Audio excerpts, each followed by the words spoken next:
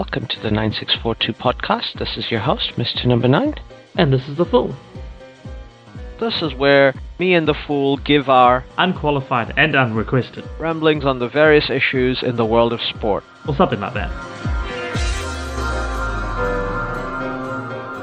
Hello everyone, we are back to our bread and butter, or sticking to our bread and butter, because I'm pretty sure that was what we talked about in our last podcast, and we're here to talk about football. Alright, probably our next football podcast after we look at the end of the season, because there's only like a couple of games left for most leagues. We'll look at the World Cup. Yeah. Actually, I think The most uncontroversial World Cup ever. Yeah, totally. Actually, probably the most uncontroversial one for these 10 years? 15 maybe? I think you and I have been covering World Cups since 2014. Yeah. Has any of them not had a controversy associated with Yeah, it? that's what I was thinking. Maybe South Africa. Maybe it's the last one that was least. That wasn't controversial, but even that, maybe we have to go back to Germany in 2006. No, but even 2006, there was like a bribery allegation. That's why Oceania abstained. Oh, that's right. All right. And South Korea and Japan don't count. South Korea and 98? Japan was also sort of controversial because instead of picking Very one or the other, controversial. they just gave them both. Very controversial.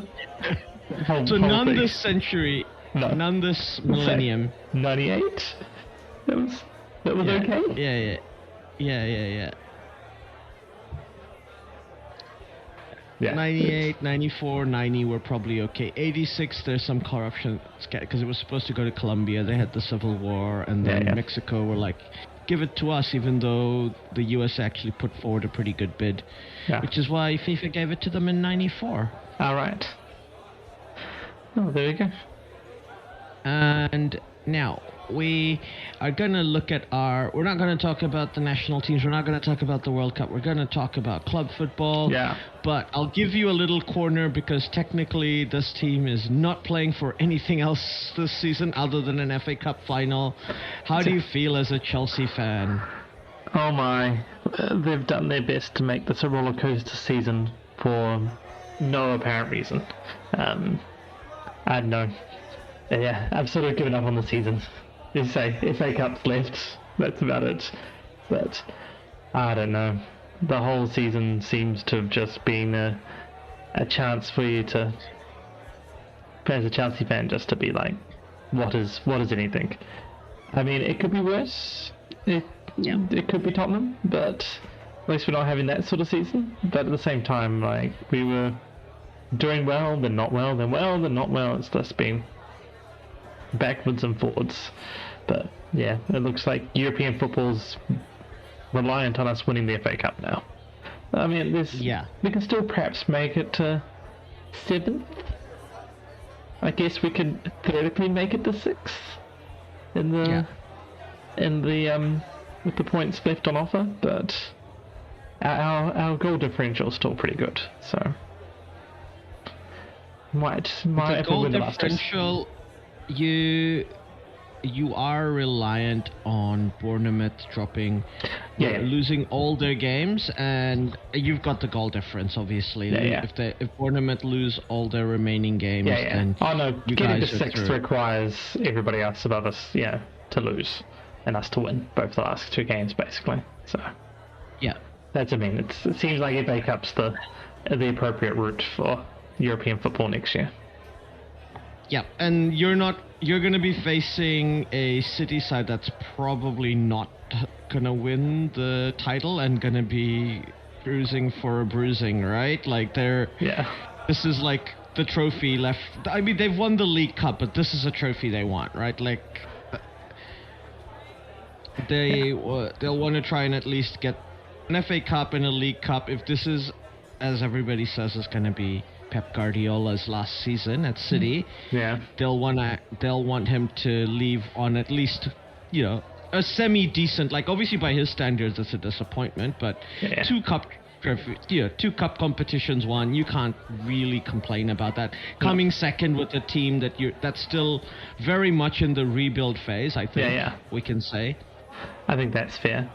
And I mean, it's still not quite over. Crystal Palace has a lot to say with 2 wins. Yeah, and we know Palace can do anything. So, I think though that City playing Palace this week, on Thursday New Zealand time, Thursday morning New Zealand time. That's their game in hand. So, if they win that brings it to within 2 points. So, but the thing is, like, City has pretty much guaranteed second. Yeah. Oh yes. They're not gonna. They can only get first place and win an FA Cup left, right? Yeah, like they can't get any lower than they are. No. Much like Manchester United has pretty much guaranteed top 4 at this point, and I think theoretically, and like they haven't. Mathematically, they haven't. No, mathematically they haven't. Yeah, they're still 6 points ahead of Liverpool, so they're probably not. They're not mathematically guaranteed to beat. Actually, to to be fair, third, they're mathematically finishing in the top 5, which is Champions League this year, right? So either or, no matter what, they're making Champions League next year. Yeah. They've guaranteed Champions League to themselves, which is definitely would be goal number 1, right? And it looks potentially, because of Villa's bad goal difference, that 6th place will make it so that you get to the Champions League this season. If Villa win the UEFA Europa League, and let's be honest, if Unai Emery wins the Europa League with Villa, this will be his 5th title or 6th title. All with teams which have a Villa in their name.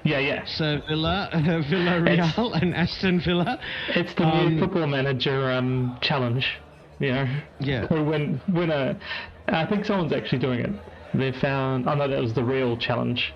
The Real. There's a club in every conference, or confederation, should say, that has Real something, and they're going to win that confederation's Champions League Cup. What's the Real club in Oceania? Oh, there's no Oceania in Football Manager. Oh no, there is. But there is a Real. I forget what it is. It's in the Solomon Islands. It's some small club in the Solomon Islands, and they found out about it, and so they're posting about it as well. Nice. Yeah. Nice. But like this is Emery is doing the Villa run. Win the Champions League with every team with Villa in the name.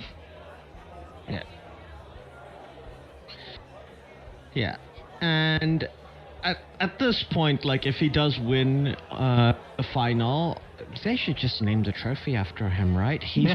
That's basically his trophy. Exactly. The Unai Emery Trophy, just like they should just call the Champions League the Carlo Ancelotti Trophy. Yeah. It's just because Carlo's done it with Real and obviously AC Milan. And if he just gets a 3rd club, then you gotta be like, all right, you've done it with 3 different clubs. That's gotta be. Jose Mourinho's done it with 2 different clubs, right? With Inter and 3. No. Did he not do it with Real? Porto? He did not do it with Real. Okay. He did it with Porto, yes. He did Porto. That's what made him special. Special. That's the special one. That's And I thought he'd done it with Real as well, but obviously not. Yeah. I don't believe he has. Like, obviously he's won a European trophy with Roma, winning the inaugural Conference League. Yeah. He's not done it with Chelsea, obviously. You did it with Di Matteo. Roberto Di Matteo and Thomas Tuchel. Yeah. Remember back in those days, Thomas Tuchel? I remember Thomas Tuchel. We should have just kept with him, but oh well. Blueco is gonna Blueco. He did not get He didn't get fired for sporting reasons or even Blueco reasons, to be fair. listen to the Upshot episode about it. Oh, really? I thought it was Blueco reasons, but that Blueco wanted him to do things he didn't want to do. No, they were basically at that point. Blueco were pretty much like, you're a Champions League winner, okay? You know, like the Glaziers with Alex Ferguson, okay? Like, you know? All right, yeah. I have to listen to the podcast. Yeah. I think it might be on their Patreon, but yeah, it's a big. I don't know if it's on their Patreon or not. I can't remember. I'm not a member of their Patreon, but they always allude to it, and they're like always like, oh yeah, don't talk, don't listen to that particular podcast because it's like, yeah, it's spicy, and like that's why they call their Patreon Tuchel's Dungeon. So that tells you all you need to know, I guess. Yeah. Well, I know we have prematurely said it many times before, but can we congratulate our Gunners fans in the chat and be like, yep, you've done it, well done. Unless Crystal Palace beat you guys on May the 25th. Yeah. I feel like Palace might already, like, if Arsenal beat Burnley, they're mathematically guaranteed, right? Like, they should beat Burnley, and that would be that.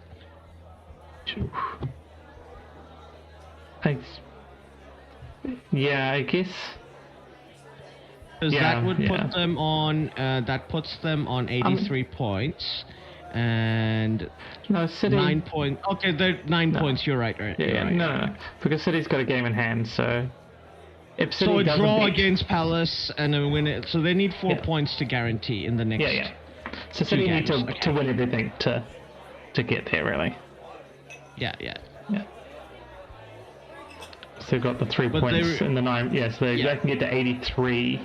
Yeah. So City can get to 83. Yeah. So let's say Arsenal's got to get. Well, 5 points. 5 points guarantees it. 4 points puts them on 83. So then goal difference matters.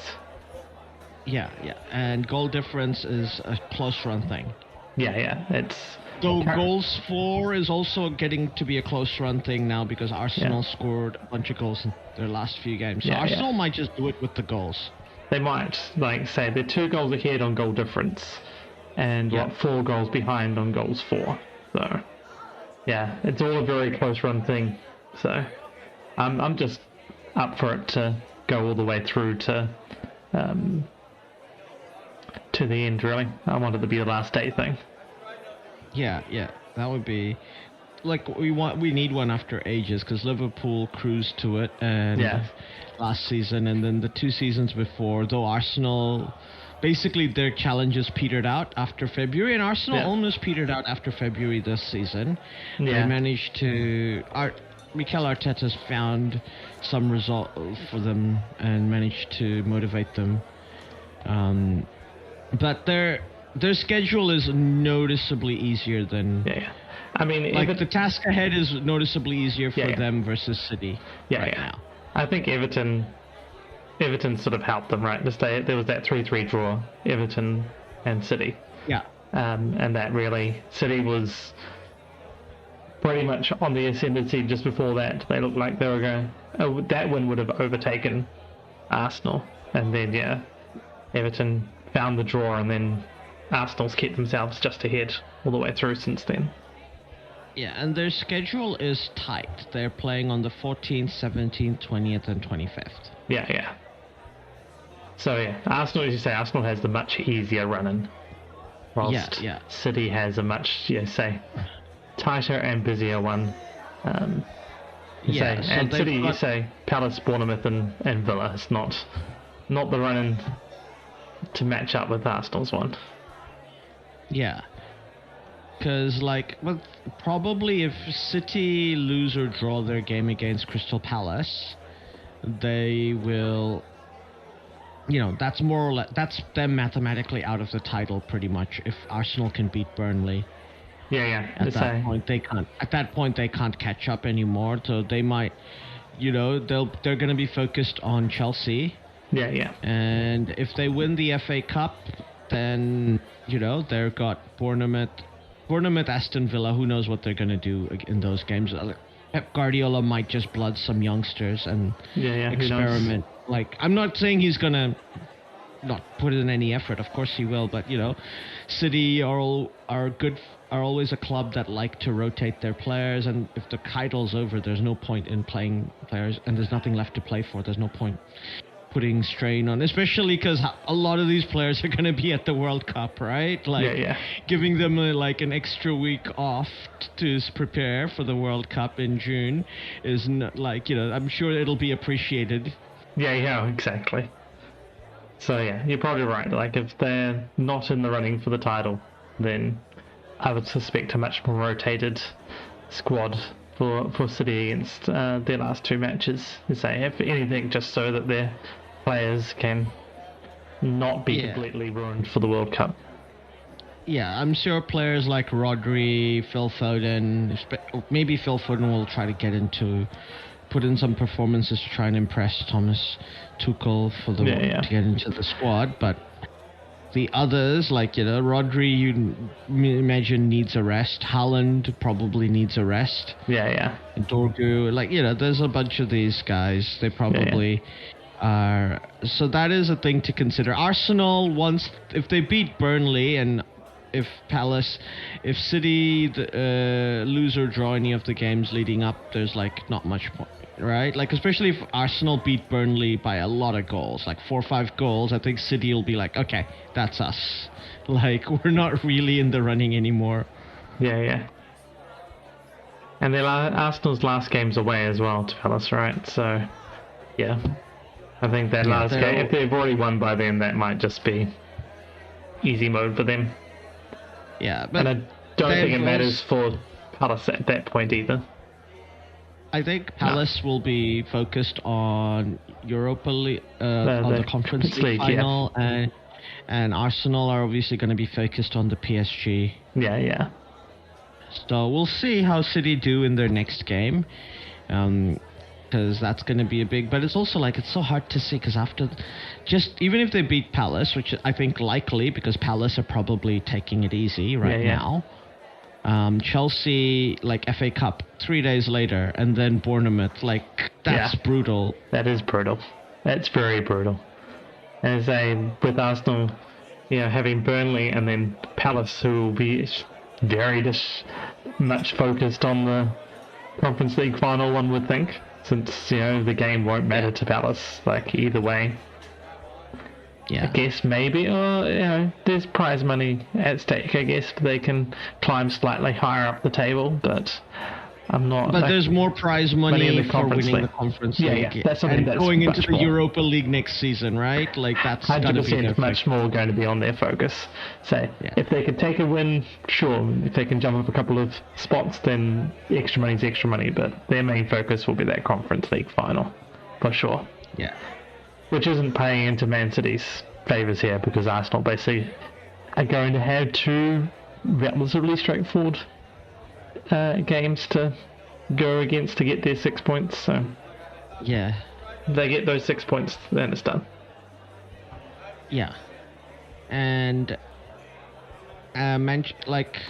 so that's the kind of contest for the top. It's pretty much done. We would say it would take a real calamity for Arsenal to break. And Arsenal, they will have to rotate a bit because they'll want to give rest. I think even that game against Palace, if they've almost mathematically guaranteed. Because they can see what City do and then decide how they're going to take Burnley seriously and then maybe play a few youngsters against Palace, depending on how they do against Burnley. But if they draw against Burnley or something like that, then the title's back on. So it just becomes crazy, right? And Arsenal obviously want to do the double, right? If they can, they want to win the league and win the Champions League. Yeah, clearly, if they can. So it'll be interesting to see which one. It would be interesting to know if there was one they wanted more. Yeah. Because it's been ages since they won the Premier League, but they've never won the Champions League, so. Yeah, and, they would, obviously, Chelsea's got 2, for the capital. Yeah. That's, the bragging rights. Yeah. Now, looking next up, we've got Manchester United, who've pretty much, in the end, had a pretty nice, quiet, good season for them, given how badly they started. Yeah. In the form table, like, one of the best teams in the league since the new year, since Michael Carrick's taken over. Yeah.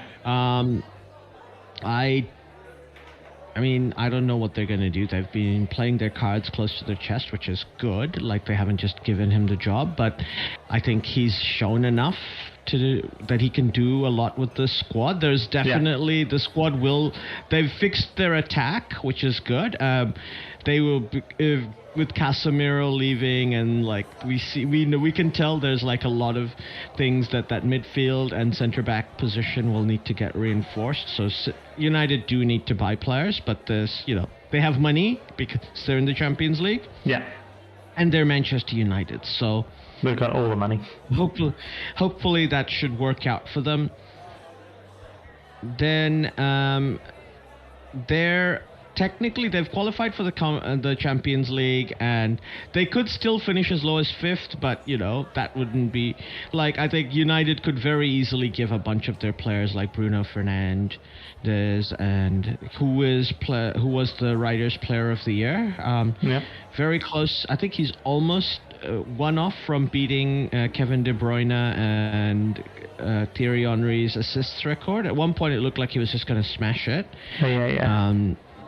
But maybe he won't. He'll try to go for that record, which would be great. Like give it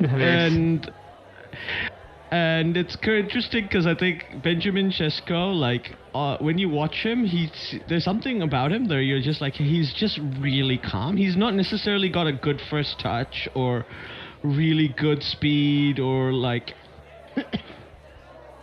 Or like all those things that you like think about that makes a great striker. And he's not even necessarily a great poacher, but he gets a ball, and he just doesn't panic, and then he scores. Right? He's just he just stays calm, even though his touch looks terrible sometimes. Like it's really weird. So United, they play Forest, who also another club that have nothing left to play for. They are out of the Europa League. But I think they'll be more or less okay with how their season has ended. Given they've had how many managers? And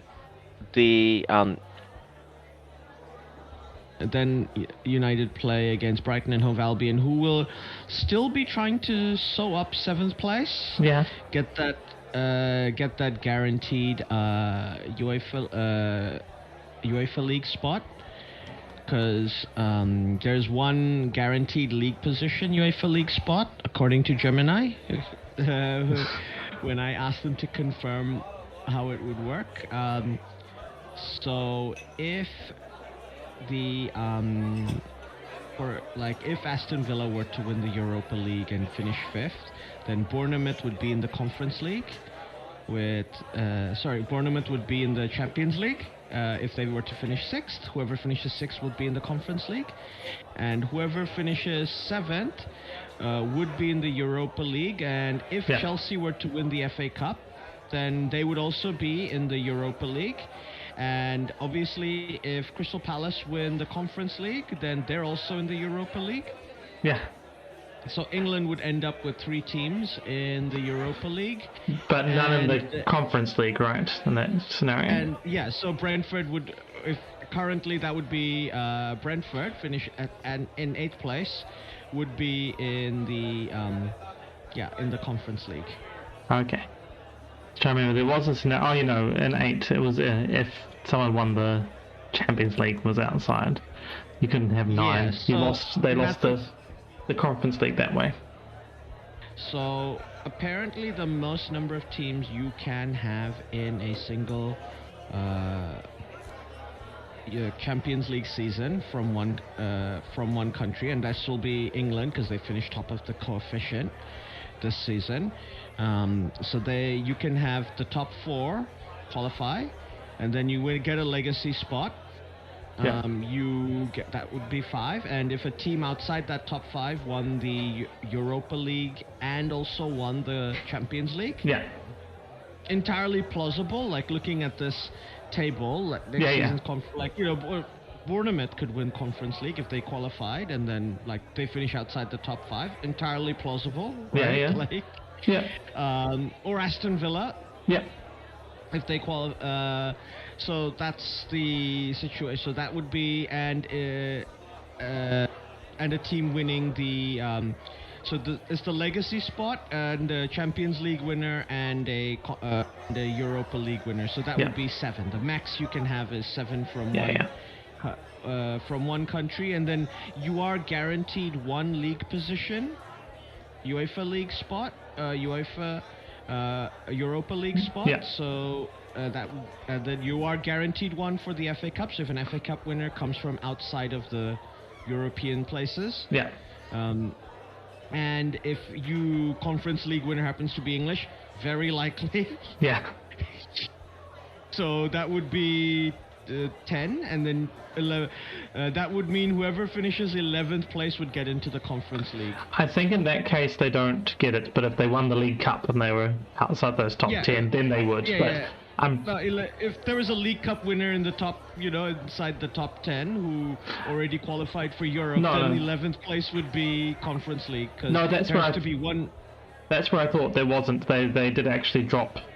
In that case, you would drop the Conference League from England. They wouldn't get it. It would be spread elsewhere in Europe. You might be right. You might actually be right. Only if the League Cup winner was outside the top 10 at that stage. It's the only way you could get 11 in that scenario is by doing all of that and having and that's plausible too, right? Yeah, it is technically plausible almost. I mean, like, it's not like it's something that's we're like, oh, this is such a low chance. We're like, okay, these are all plausible scenarios. They're just unlikely to happen all at once. Yeah, all of them happen. It's, as you say, it's not like any individual one of those is that unlikely. I mean, it is unlikely in that it's less than likely, but not minute, infinitesimal chances, like actual chances. Just once you add all those up together, then you're like, unlikely all of them would come through, but at the same time, each one of them very plausible.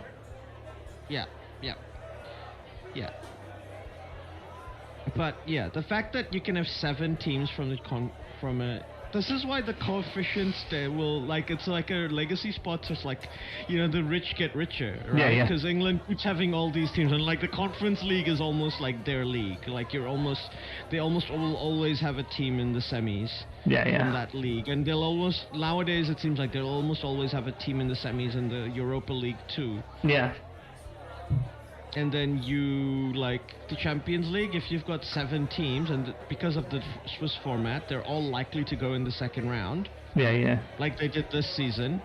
All the English teams got to the second round. And then it's like, knockout, right? Yeah, exactly. So who knows? Like, sure, if you're unlucky like Manchester City and you keep drawing Real Madrid, in the first round, what can you do? What can you do? But so that's the plausibility thing. So speaking of the teams below, Manchester United, we've got Liverpool and Aston Villa. See, at one point I thought the 6th place scenario was really unlikely, because in my head I'm like, no, Villa have sewn up top 4 at least, right? Because Villa had been there for so long, but they've obviously the results have petered out a bit, and we know Villa's squad are not that deep. And effectively they are playing in a we can probably call it a playoff with Liverpool in their next game, and that's probably going to decide who finishes 4th. Well, the winner of that will almost certainly be 4th, and the loser might get dragged into a battle for 6th at that point, right?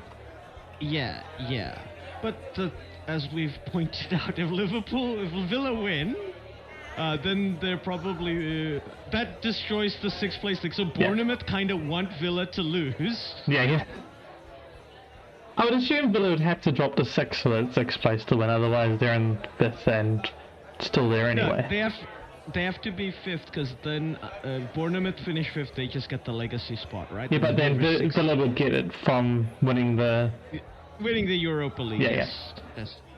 So that's But what I mean. That's right the way to now get if- 6. Yeah. Yeah. But I'm saying if like another team finishes 6th ahead of Villa, and it's not Villa, and they want to qualify for the Champions League, they need Villa to finish 5th. It's like this weird situation. All right. Yeah. And win the Europa League. Yeah. The Europa League. That Like is. Yeah. Bournemouth, because like I don't think Brighton and Hove Albion can catch up to Villa, right? They're. I mean, technically yeah. Technically, yes, and they do have the goal difference. Like Villa's goal difference is not very good, so Yeah, actually, so Villa are actually sort of in trouble. they are So they sort might of in rely- trouble. But Yeah. yeah. And they've got City as well. Oh So yeah, at that that's point, just City might be on the beach. yeah. So who knows? But yeah, so Villa could be in trouble. They could be in a whole world of trouble there. So yeah, but if they win the Europa League, then Yeah, that's it. doesn't matter. It Yeah. doesn't matter at that point. Villa and then Liverpool play Brentford at that point. And I think, like I said, if Liverpool win this game, then I think it's impossible for Bournemouth to catch them, and they'll have 4th sewn up. Yeah, Liverpool. Yeah, Liverpool. Yes, if they theoretically, yeah, this is be one Theoretically, Villa can catch them, but Yeah. Liverpool have qualified top 5 at that point. No. So yeah, so Liverpool would have to lose both their games, I think, not to finish top 5. Yeah. That's the only way And Bournemouth Bournemouth catch them. has to win all their games. Yeah.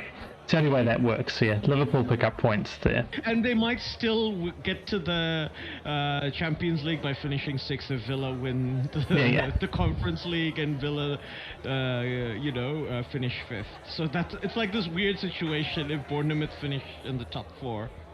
Yeah. But yeah, I think Liverpool seems likely to have sewn 4th up there. Yeah, They've got I the think, easier way of through of it, right? Well, Villa's yeah. harder, though. Yeah, adversary and all can forge that brighter. They've got it. This game seems to almost have draw written all over it. Like it suits almost everyone. Like Liverpool, Aston Villa draw, they get to 60 points, and like if Bournemouth, we're looking at Bournemouth's next game. They play against looking at their fixtures. They're up against Manchester City and Nottingham Forest. Yeah. But there's a big, like, they've got, that's on the 20th, so they've got a lot of time to prep for that game. And City will have played against Crystal Palace 3 days before. Crystal Palace then, Chelsea 3 days before, but they would play Crystal Palace and Chelsea within that week. So yeah.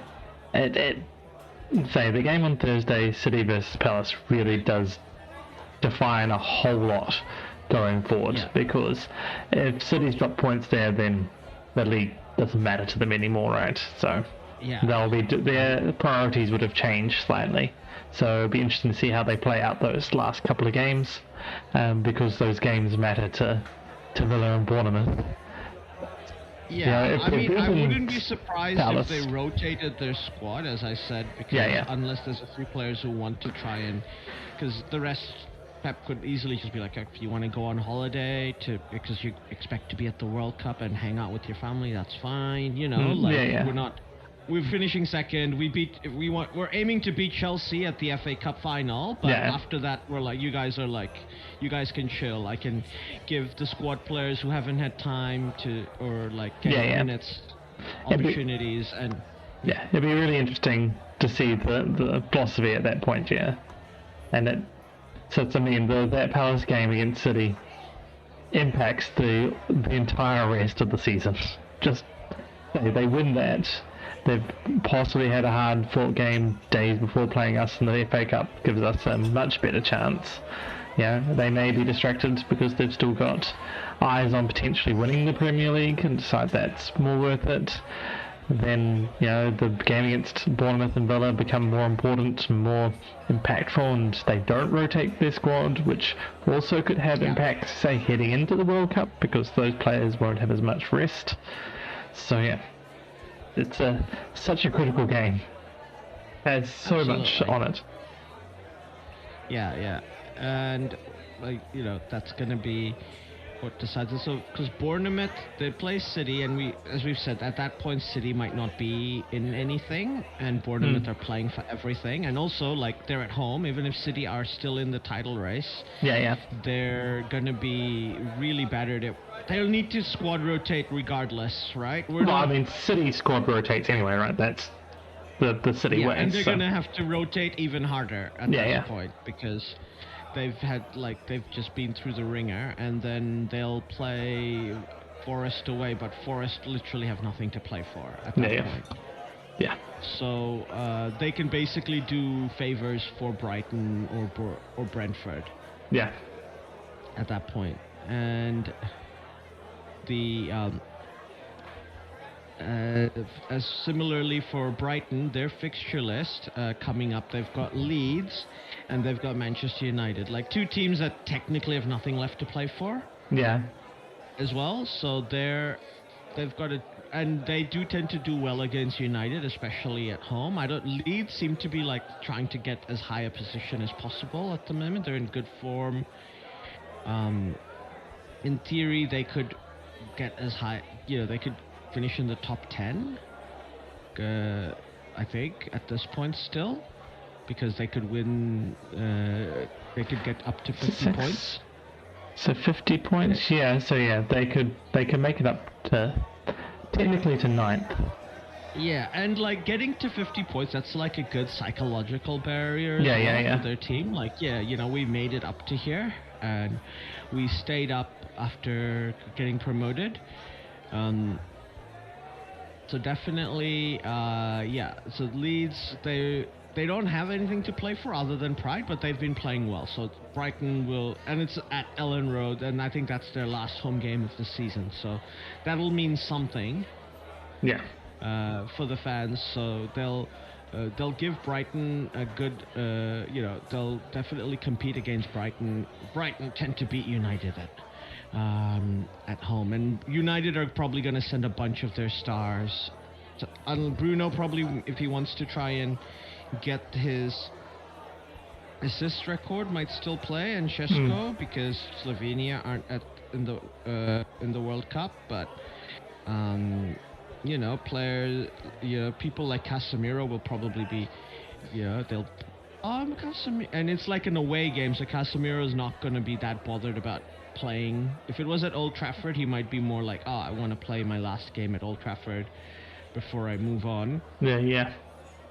To say bye to the fans, because he's quite popular, but a lot of other players in the squad, people like Matthijs de Ligt, who's still sort of injured, probably wants to recover from injury, or Luke Shaw probably wants to take a break before the World Cup so he doesn't get injured. Yeah. Etc. So we'll see how what sort of squad United play. Wouldn't be surprised if they went full youth as well against Brighton in that game. And finally, the last B, we have Brentford, who technically could still finish 6th place and get into Champions League spots if Bournemouth lose their next 2 games, which are also possible. They could lose to City, who could be in a terrible mood after losing the FA Cup. Yeah. Pep Guardiola doesn't have to give his players the time off to prep for the World Cup, right? Yeah, exactly. But it's also a mental thing. You can't expect the players to be fully engaged when they've got the World Cup coming up and they've got nothing to play for left. Yeah, well, exactly. So, makes sense to allow them to rest, but as you say, they're going to have their minds on something else. They're not going to be throwing themselves in because they don't want to get injured, and because their place in the World Cup squad, might still be slightly in doubt, and they want to, that'd be what they're thinking about, right? I need to showcase to make sure I definitely go into the World Cup, or they're thinking I don't want to get injured because I don't want to give up on that chance. So yeah. And for looking at the fixtures, Brentford also have a game against Crystal Palace. Crystal Palace is a real kingmaker team. Yeah, they really are. It's so amazing. they keep making appearances in this final stretch where they're in important games because they also play Arsenal. Yeah. And they also play City, so they do. They obviously do have that extra game in hand, Crystal Palace. Yeah. But obviously, the only game they care about is the Conference League final for this point of the season. They can't get relegated. They're all good.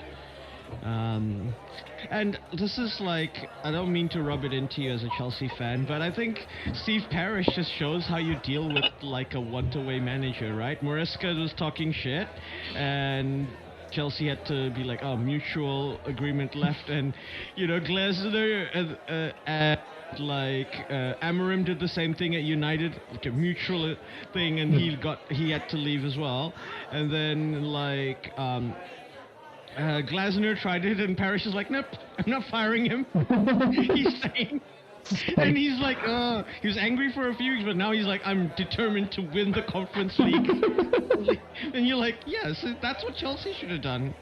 Like, United needed to get rid of Amorim, right? Like, that was fine, because it's not like Amorim, lit the world up last season, and the team clearly had really bad morale at that point. Yeah. Whereas, Maresca had done stuff, and the team seemed to get along with him. Like, they were listening to him. Yeah. Players were, buying into... he hadn't lost the dressing room. And, and I think if he had been, talking shit, and they would have been like, okay, you're still staying, though. And, we're not firing you. And it's like this Mexican standoff. I think Maresca's got too high standards. He's not gonna let the team lose its motivations and stuff. He doesn't call out players. He's calling out the board. So the players are kind of like, okay, that's fine because he's still doing his stuff. We're gonna listen to him. Yeah. It's a tough one to figure out though, because as I said, it was 100% the right move for United to get rid of Amorim. Yeah. And that's been shown as well, alright. So. Because Michael Carrick had the hard part of the schedule as well. Obviously there's the fixture congestion was gone for Michael Carrick, but he had to play City right away, and then Liverpool, then Arsenal. That's that's just a brutal schedule to step right into, right? So. And he just won all those games, and then which is where you just go, okay, so we always but United, they always seem to rob from the rich and give to the poor, right? That's been their story in the Premier League the last few. It's competing against Arsenal where I'm like, okay, I'm impressed now because they're beating Arsenal because they haven't beaten Arsenal in a long time, especially at the Emirates. Yeah. And Arsenal looked at that point to be a really hard to beat team. They looked really unstoppable. City were always a bit shaky. And Liverpool are not at their best this season, right? So those are wins.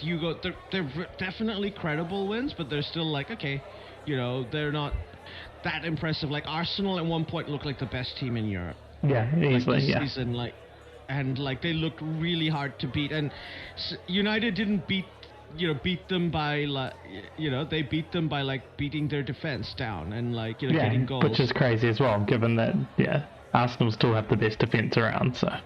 Yeah. And they lost to Leeds, but that felt like a rust because it was they had 3 weeks off because of the international break. Yeah. And they didn't have any FA Cup fixtures and things like this. So United, obviously next season they've got to deal with European fixtures and cup fixtures, and I don't think Carrick will want, United fans want deep cup runs in all the competitions. Yeah. So. And obviously, we want the team to at least make it to a quarterfinal in the Champions League. Yeah. If not, semis. No, but so there's no excuse for any English team not to make the second round.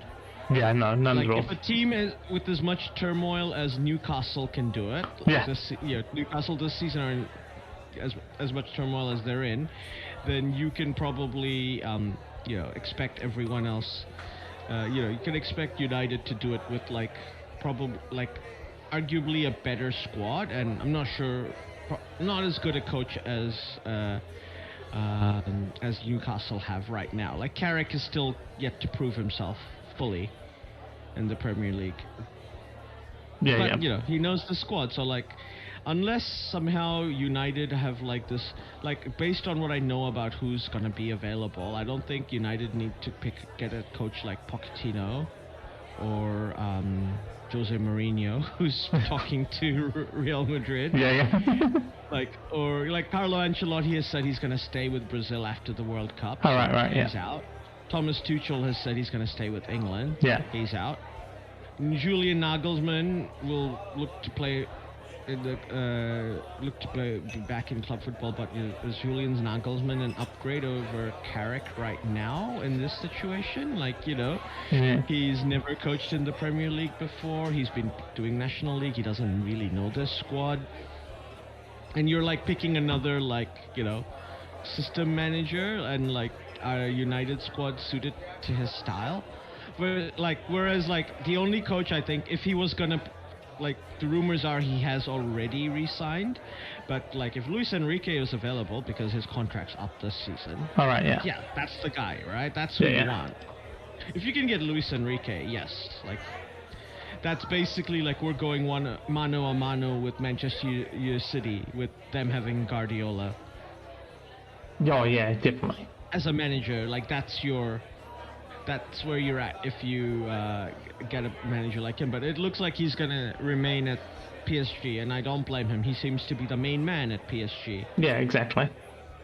And things seem to be going well there at the moment, so you'd think he would keep on. Yeah, back-to-back Champions League finals, definitely. Exactly.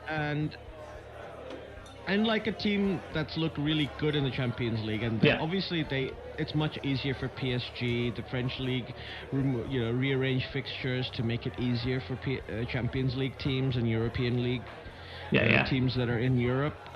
We all know that, that definitely helps them, but you know, at the end of the day, they still have like a ridiculous squad, right? Like they've shown they've probably got the best attack in Europe. It's either them or Bayern, right? Yeah, definitely. And they've done it tough, right? They've gone through Bayern, they've gone through Barcelona. They went through us. We made it tough, honest. Yeah. But PSG did lose to Arsenal already, right? Yeah. So, and Arsenal beat Bayern as well, the other good team in Europe this season. So Arsenal, like, to me, I think Arsenal should be slight favorites. Like, this is a team that should win a one-off cup. Yeah. Like, they're so solid. And they've seemed to, like, whatever was affecting the brain has stopped affecting the brain in Arsenal right now. Right? Like, they feel like a team that are, like, now motivated. Like, losing to City kind of motivated them to play the right type of football somehow. Yeah, somehow. It seems to be working for them, right? So, yeah. Yeah, and so we'll see how it goes for Arsenal. But, like, you know, I think it would be, like, I think really good for, I think a deserved reward for Mikel Arteta for what he's done for the last few years at Arsenal, not getting that trophy, though playing with a really good squad, and finally, like, you know, getting 2 in 1 year from that. Like, yep, I think it's like fair enough. Mikel, you deserve it at this point. Yeah, well, exactly. He does deserve something, like, and he's And, like, this is, like, definitely a worthy team of winning. Like, I might not like their style of football or, like, enjoy watching them play, but it's like, this team is worthy of winning. They're a good team, you know? There's nothing... I'm not going to sit here going, like, oh, yeah, there's some... Like, you know, like, there's a few seasons where, like, Real Madrid gets the double, and you're like, this team's not even that good. You're just Real Madrid, you know? Yeah.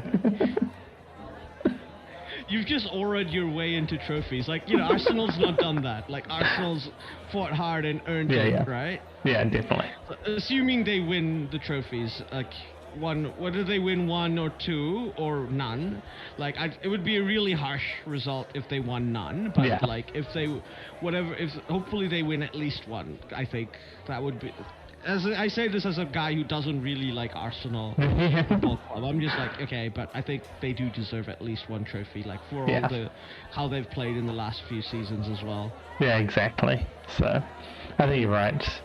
It's hard to deny Arsenal at the moment the fact that they deserve a trophy. It'd be funny to see them not win a trophy, but that's just for the lols, right? So, you look at their performance, you're like, yeah, you should win a trophy. They're 100% like a full-on banter club, but you know, that's neither here nor there. I just find it funny if they manage to bottle it up again, given that, say, last few years they managed to look good at some point in the season and then fall away by the end, and see them lose it on the last day would just be peak. So. But they were never in pole position at this point of the season. No, not at this point. They've always bottled it earlier in the season, right? Well, like February is when they bottled it, and by this point we're like, how could we have thought Arsenal was going to win the league? That's so funny, you know? Yeah. Yeah, maybe March it's like there, but by the time you get to the end of April, May, you're like, not close. This is the closest they've come for quite some time. Yeah. And so we'll see how it plays out for Arsenal. And also, like, it'll be, I think, a just reward for Villa to win the Europa League. I know they're going to probably going to qualify for the Champions League anyway. Yeah. But I think they've done, like, I know they're in a dangerous position with Liverpool, but I think if they've done really well for a club with their budget and their restrictions with the with PSR or squad control as they call it now. So they're like another club that I think have done really well with that. Like, obviously I do hope Crystal Palace will win in the Conference League, just because it would be interesting to see them in the Europa League next season. It also means they'll probably be able to get a good manager. Now, if we look at the other side of the table, there's only one thing left. You and I had a bit of a conversation about it. It is Spurs versus West Ham. Yeah. For that last relegation spot, right? That's all that's left down that end of the table. Yeah. Now, we already kind of knew Wolves was going to be relegated months ago. Like, they looked like at one point they were going to threaten Derby's record, but they've really improved, and I think they're going to do well in the Championship next season. Like, I expect Wolves will like bounce right back up. Yeah.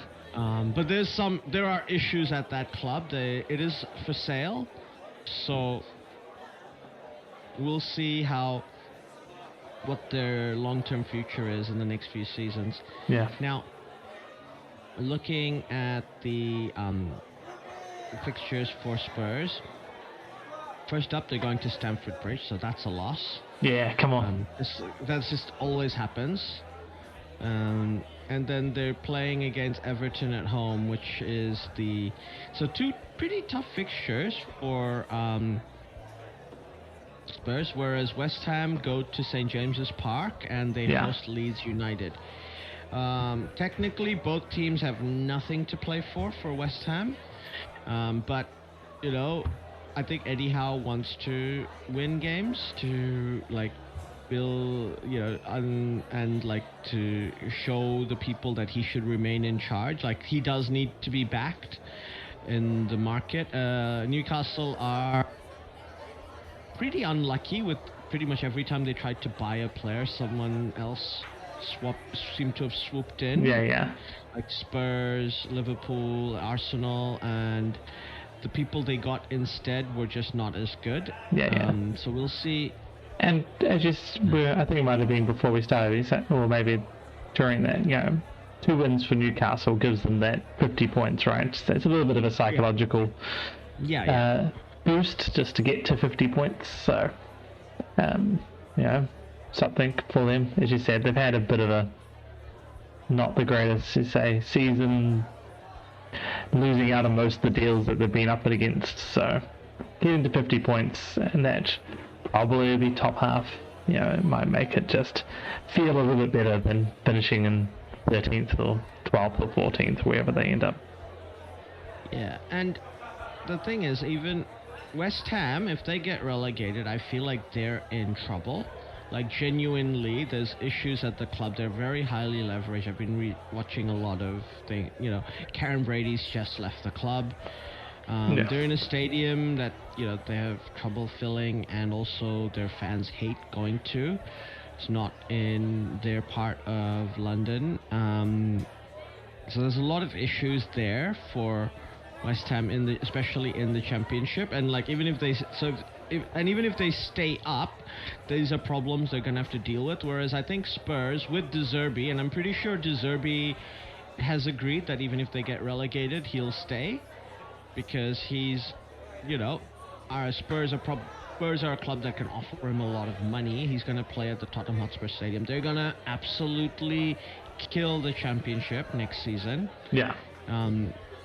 With him in charge. Like, I don't know what their squad will look like. I'm sure a bunch of their players will go, but they have a good youth system. They'll get a few players here and there to help them through the Championship side, but they're, Roberto De Zerbi is one of the best coaches in the world, right? Yeah. And if he doesn't fall out with the ownership, then he will, even if they get relegated, I think he will be able to get back up. And he's done a really good job of getting the team to a position where they look like they're not going to be relegated, like they're going to fight every game. If De Zerbi can beat Chelsea, I think, that's going to get a lot of buy-in from the fans. Like, the fans are already kind of like, yeah, we like this guy. And he's been basically like, yeah, it's really dumb to talk about tactics when there's situation. He's just like, I just need to put a hand around them, be like a dad or a big brother, and tell them, remind them that how good they are as players. And you're like, okay, that's really sensible, right? We know De Zerbi is like a real ideologue. He wants his players to play a particular way, but he's just like, look, this is your common sense trumps like ideology. Yeah, and like that makes sense. Yeah. And so I think it'll be a really interesting thing for Spurs. So I don't know. I do think Spurs will stay up. I think they just have the momentum right now. Yeah. West Ham, unfortunately, don't. No. And like I said, and Chelsea look really bad right now. And Chelsea, I think, are basically like, I know they hate losing to Spurs, and they would hate losing to Spurs, but that'll potentially be after the FA Cup. Yeah, well, it's after the FA Cup, so yeah, I don't know what state we'll be in, so it'll be an interesting game. So, beating Spurs, always fun. Beating Spurs with the potential of getting them relegated, extra edge, that will just make that a little bit more, but as you say, we're probably a bit beaten up, and our form has not been good. I mean, maybe now with we've got the caretaker coaches back in, we might be able to sort something. It was a fairly hard one, with a hard-fought 1-1 draw with Liverpool. So maybe it's a turn. Tottenham gives us a chance to show that we've actually, we've have been hit with a little bit of injury, especially in the defensive line, and our defensive line is not the best at the best of times, but we've got Reece James back, so maybe the defense line looks a bit more solid, so maybe that helps. It's a really strange thing, like, how we've been talking about Mikel Arteta winning trophies. If he, let's just say, if somehow City do win the league, there's a decent chance they'll have won the domestic treble, like League Cup, FA Cup, and Premiership, and Premiership, which is like, that's incredible given like this team don't look that good. No, exactly. Like Arsenal look like a team that's a champion team, right? Yeah. Watch them play. Whereas, like, you look at City and go, like, this is not a perfect team. This is a team that loses and stuff like this. So you're like, okay. And they've won the domestic treble. And Arsenal could still also win the Champions League after that, right? And that would be a great consolation prize for them. Like, we've won the Champions League. City have the treble. Yeah.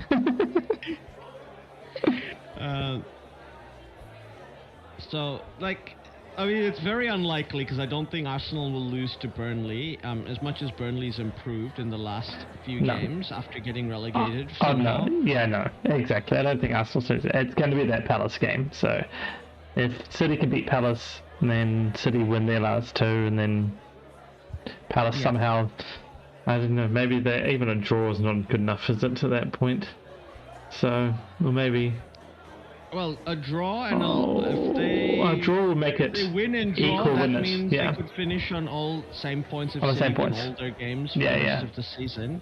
And which point it'll be based on goal difference and goals scored, which are both close. Which are both close. Teams. So yeah, maybe that's what I'm going for. That seems the most exciting. On a side note, in the relegation battle, I see. Was it Shakib Khan, the Mayor of London's come out in favour of West Ham, because if West Ham get relegated, they don't have to pay as much lease on the stadium, the London stadium that they play in, right? So the City of London loses millions of dollars, or millions of pounds, if that happens. So it's just one of those things. Like, there's a great there's a great HITC Sevens a video about it, why everyone hates the West Ham stadium, including like West Ham fans and like the City of London. Like, everybody loses out in some way in this deal. Yeah. And it's a good watch. But yeah, this is like the interesting next few days. In the next couple of weeks, we shall see the how it plays out amongst the season. Like, realistically, I think you and I, the most exciting thing to work out is that battle between West Ham and Spurs, right? Yeah. To see who's going to do it. And that one should almost definitely go down to the wire, right? So, yeah. I mean, if Tottenham does win and West Ham lose, that's it over, this coming week for that. Yeah, Tottenham against Chelsea, and West Ham versus Newcastle. But I'm just assuming we're winning that one, so that keeps everything alive and well for the last game, with everything to play for. Yeah. And if we just do a quick roundup of Europe, we finally have a confirmed champion, though everybody sort of knew it was happening, in La Liga. Barcelona winning La Liga at the Bernabeu. So the team had to give them an honor guard after they won. Yeah.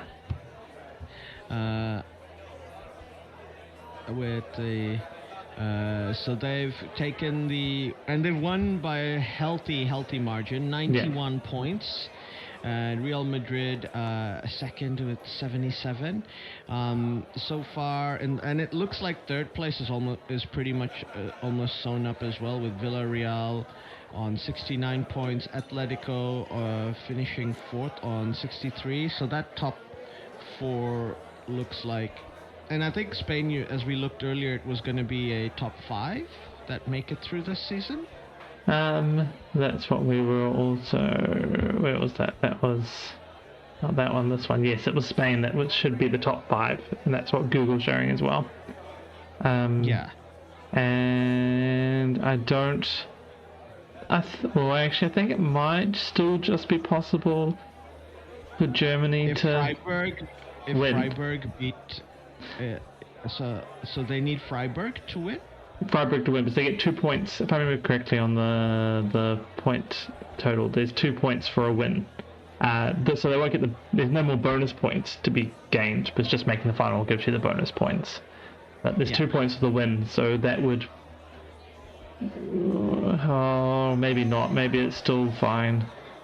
It's 3/10ths of a point between them. So, yeah, like it's 2 points, but divided by 7. So.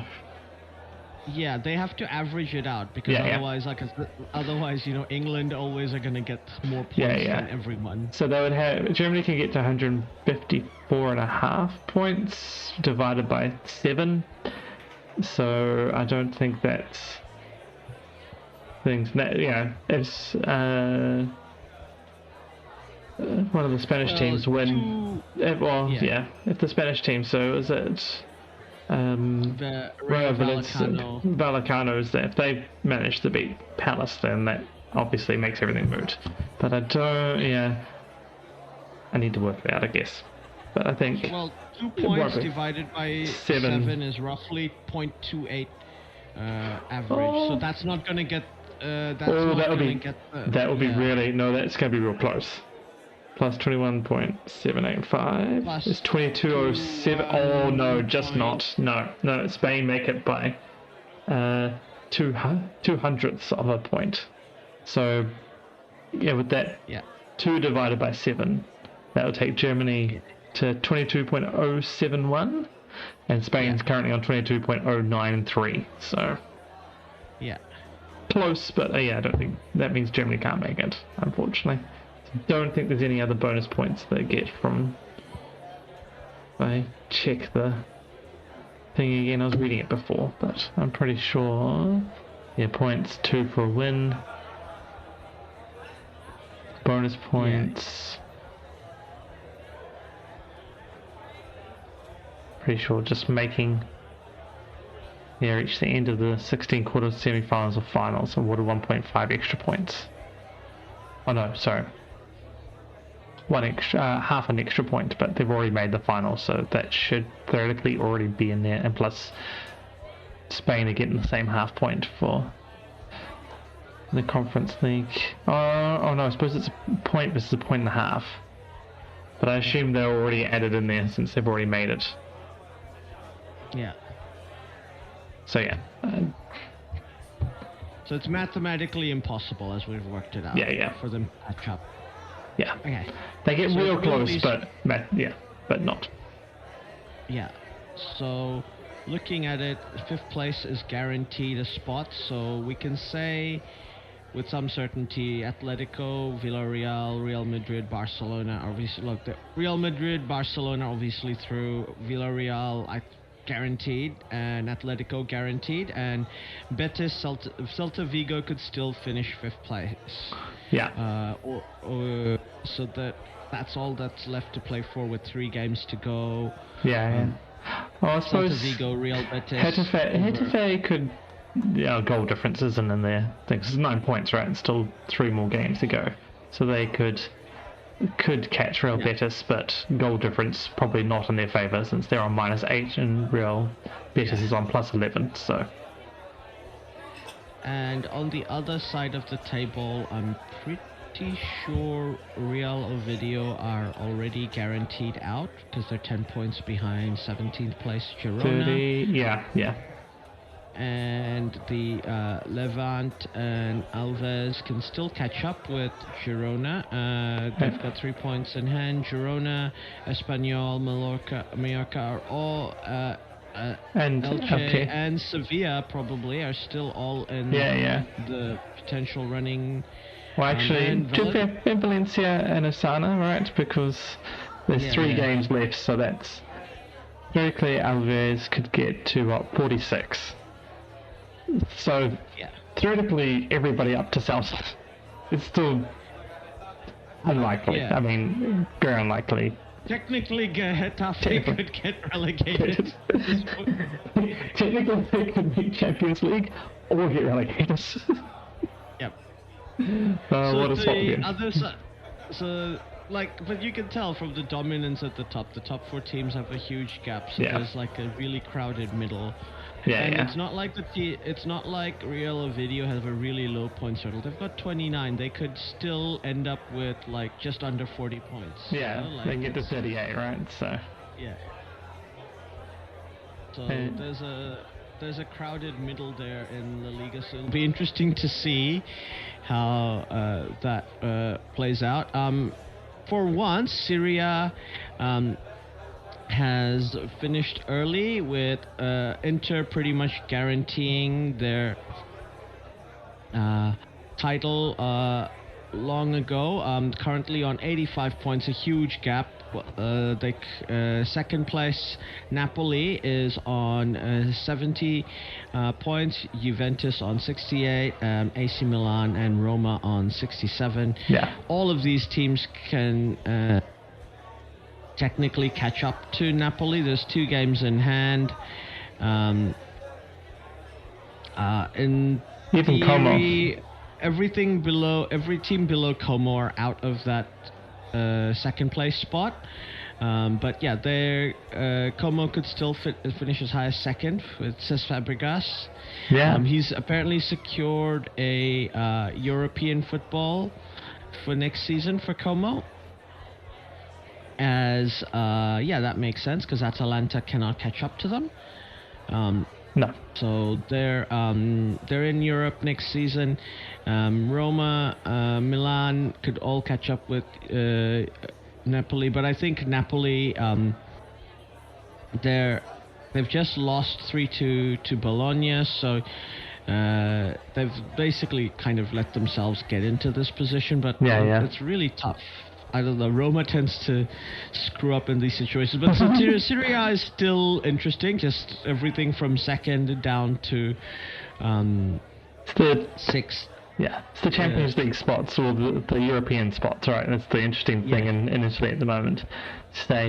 Champions sewn up, people, the top 6 is sewn up, so that's all the European spots. It's just that order from second down to 6th could just about be anything.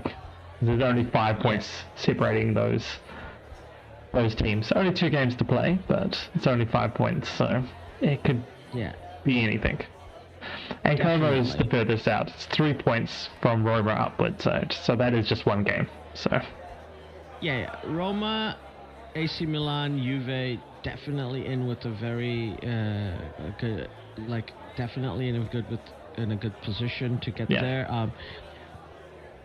But I think Napoli would be, if they win their next game, they're guaranteed a top 4, right? Like they want to finish at least second, but they're guaranteed a top 4 if they get another win. I guess once again, theoretically, not assuming Roma wins, because their goal difference isn't as good as Roma's, so they could win the next game and then lose the last one. But I would say a win is pretty good because depends on fixtures as well. Like if Roma's playing either Milan or Juventus in there, then it doesn't matter. Then Napoli is top 4. Yeah, looking at Napoli are playing Pisa, who are already relegated, and they're playing Udinese, who are in the bottom half of the table. So they should win. Get to it. They should win at least one of those. They should win actually both those games, to be fair. Yeah. Juve are playing against, looking at their fixture list, Fiorentina and Torino. Yeah. Two teams, once again, nothing to play for. Yeah. So they look like they've been hitting form recently. AC Milan are playing Genoa and Cagliari. Once again, you'd expect Milan to win those games at this point of the season. And Roma play against Lazio. Okay, that's the derby. And they play Hellas Verona, who are technically not yet relegated, and the relegation battle looks pretty close. And that's an away fixture, so that's Roma have the toughest fixtures on paper coming up to it. And looking at Como, they're playing Parma and Cremonese. Once again, they could potentially sneak into a top 5, top 4 position in this league. So will be interesting to see. Hellas Verona are already relegated, so Roma might Roma's probably got an easy game there. Yeah. So bottom end, Hellas and Pisa are relegated, but we've got Cremonese, Lecce, and Cagliari. That's it, yeah. And all potentially, because I think Fiorentina mathematically are safe. Yeah, it's only 6 points. Can't catch up to them. No, they can only get to 37. So, and so they can only catch Cagliari, assuming Cagliari loses their last 2 games. And once again, Cagliari, it's not, I suppose it's 8 goals. They've got 8 goals on them, so there has to be some pretty big smashings there. Yeah, exactly. So there has to be a swing of 8 goals. Very difficult to see that happening. But Lecce and Cremonese are basically trying to, at this point, look like the teams that are fighting it out. Yeah. How do you feel potentially about Cesc being the next Chelsea manager? Yeah, it's not one I'd really. I know you raised it the other day, and I was like, I hadn't actually heard that one before. Then once I looked at it, I was like, oh no, it's all over the place. That's actually a good one. I think I know Xabi Alonso is getting talked about a lot, but Cesc could be. He's done great things with Como, as you can see. So yeah, he's also an and he's a Chelsea player, so that is going to help. Like, he's going to come in. He's been there. He's done that. He'll be able to. He's been in their shoes. So that seems to be the big bit at the moment, right? Is having a manager that the players will respect. So that's I think that's the main bit, is having that, and Cesc fills that. So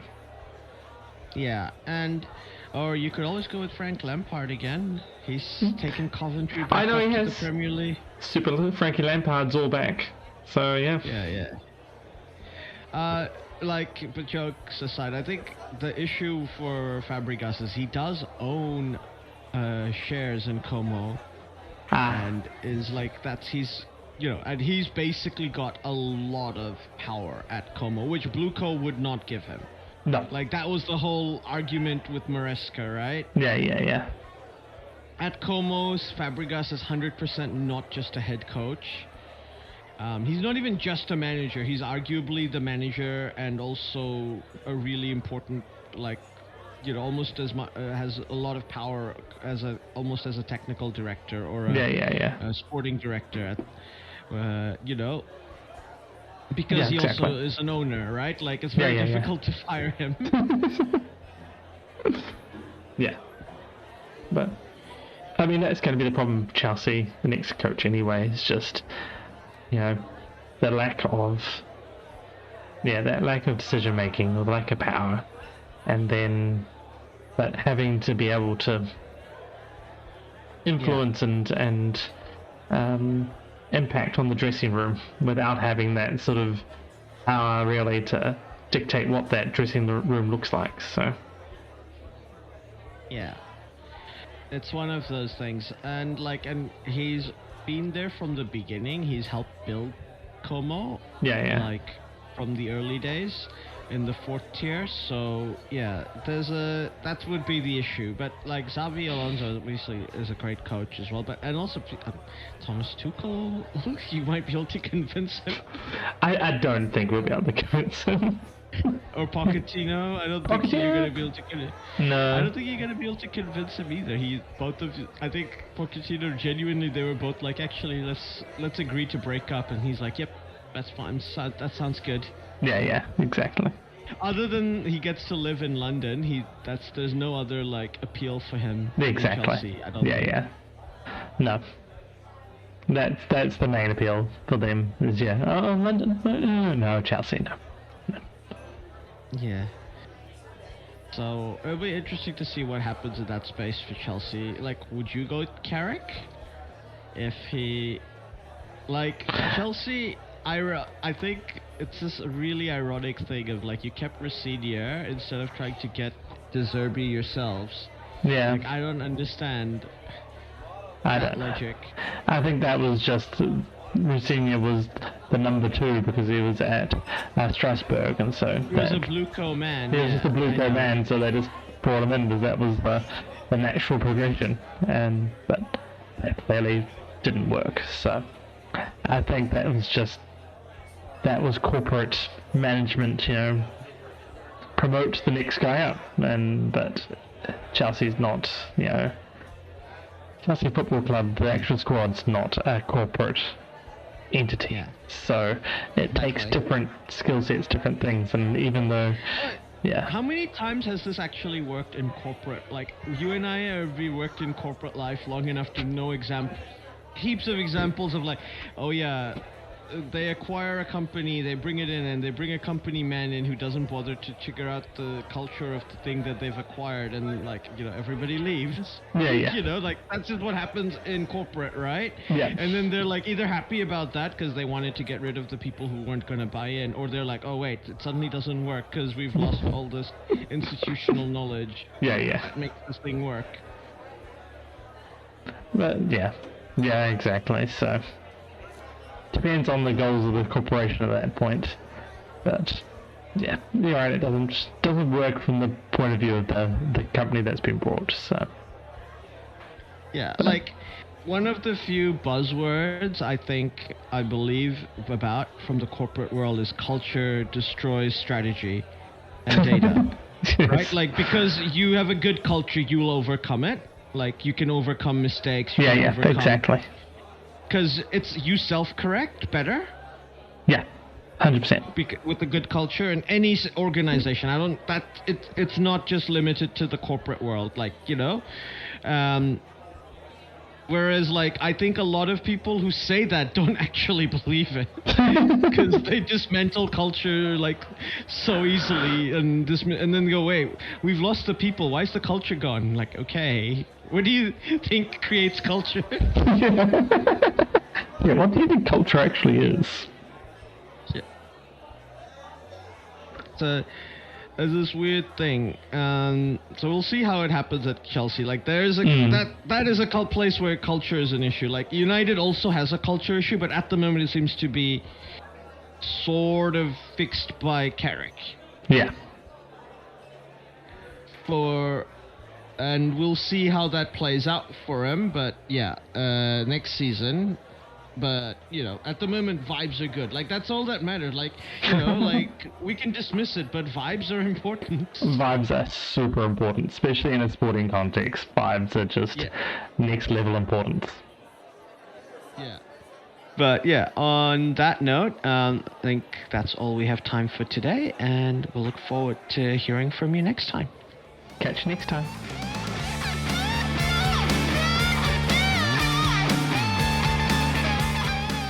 Well, that is the end.